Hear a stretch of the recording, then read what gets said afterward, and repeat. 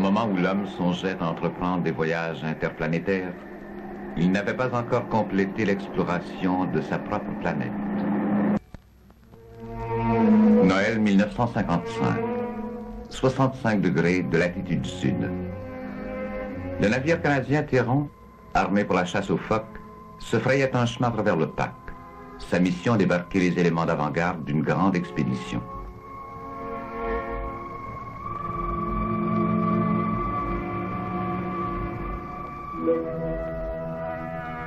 Prisonnier des glaces pendant plus d'un mois, le bateau ne put décharger sa cargaison importante de vivres et d'équipements qu'avec un retard considérable sur l'horaire prévu. L'avant-garde doit séjourner une année afin de construire une base, 1 mille à l'intérieur, à l'intention du gros de l'expédition. À peine avait-on fini le déchargement qu'une légère brume s'élevait des eaux. C'était l'avertissement qu'une nouvelle couche de glace allait se former. Le bateau devait appareiller immédiatement ou rester pris dans les glaces tout l'hiver. L'équipage n'avait même pas le temps de monter sur le rivage les 350 tonnes d'approvisionnement déposées à la hâte sur la surface glacée de la mer. Ce serait l'affaire de ceux qui restaient. Peu après le départ précipité du Terron, la glace fut brisée par un coup de vent. Une partie des provisions partit à la dérive et fut perdue. Pour les 8 hommes de l'avant-garde, il s'agissait de survivre à l'hiver dans 4 tentes et la caisse qui avait contenu un tracteur, et cela par un froid de 60 degrés sous zéro. En novembre 1956 commence l'étape numéro 2. Un beau navire tout neuf, le bateau danois Magadan, quitte Londres. C'est le gros de l'expédition transantarctique du Commonwealth qui est en route. L'équipe est composée de représentants du Royaume-Uni, de la Nouvelle-Zélande, de l'Australie et de l'Union sud-africaine. Cette minute est l'aboutissement de 6 années de préparatifs de la part de leur chef, Sir Vivian Fuchs. Au même moment, un groupe d'hommes s'entraîne dans les Alpes méridionales de la Nouvelle-Zélande sous la direction de Sir Edmund Hillary. Ils sont soumis à des conditions de vie semblables à celles qu'ils trouveront dans l'Antarctique. Les pilotes doivent essayer toutes sortes de skis. Pas toujours avec succès. Des moteurs, mais des chiens aussi. Les deux ont un rôle à jouer dans le plan. Ce sont des chiens esquimaux élevés et triés sur le volet au Groenland. C'est encore le meilleur moyen de faire tirer des traîneaux quand on doit ouvrir une piste à travers un terrain inconnu et accidenté. Avant l'épreuve décisive, les conducteurs et les chiens font connaissance et s'habituent à travailler ensemble.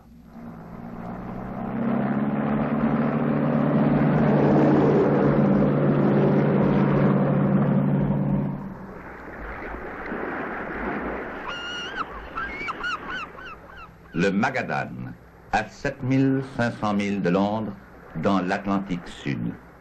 Voici l'île de la Géorgie du Sud, la dernière vue qu'on a de la Terre avant le continent polaire. John Stevenson, de Brisbane, était le géologue de l'expédition. Bonnet Fuchs a prouvé qu'il était un capitaine hors classe.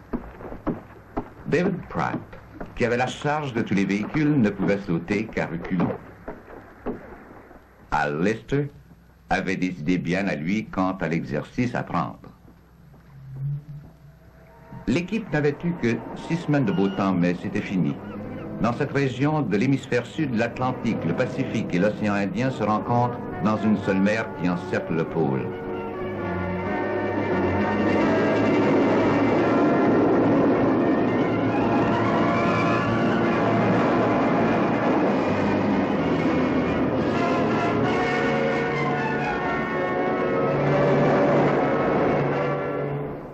Et voici le système de défense de l'Antarctique.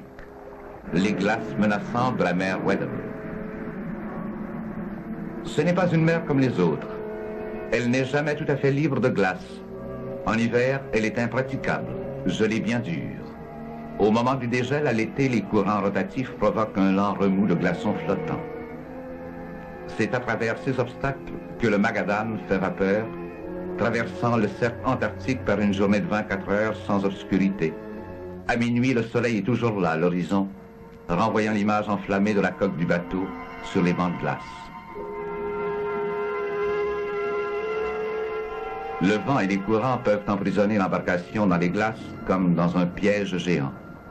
Telle est la barrière qu'il faut franchir, même en été, pour atteindre le continent antarctique.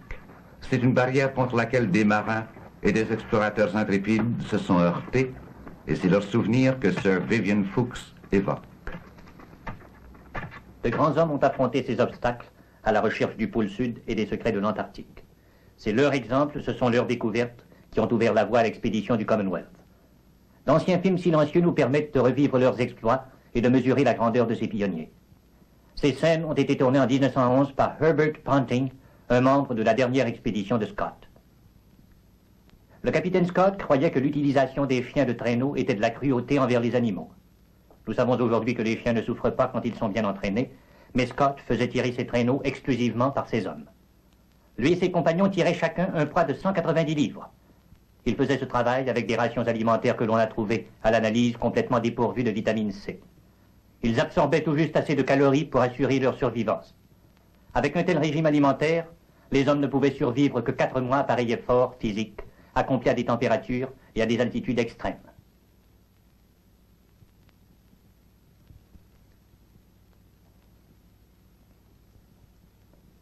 Tout en tirant leurs traîneaux, ils ont remonté le plus grand glacier du monde, le Beardmore. Ils durent escalader sur une distance de 100 000 un mur de glace brisé et d'arêtes, grimpant à une altitude de 10 000 pieds.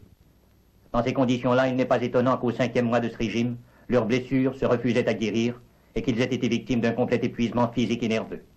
Ce n'est pas uniquement de famine que le capitaine Scott et ses vaillants camarades ont péri. Quand il atteignit le pôle, Scott connut la mer des illusions d'y avoir été précédé. Il écrivit « Nous avons trouvé les vestiges d'un camp et les pistes précises de pattes de chiens, de plusieurs chiens. » L'explorateur norvégien Roald Amundsen, qui utilisait des attelages de chiens, était arrivé le premier. 3 ans plus tard, en 1914, le navire Endurance fonçait dans le pack de l'Antarctique. Ernest Shackleton retournait dans le sud. Il se proposait cette fois de traverser le continent entier.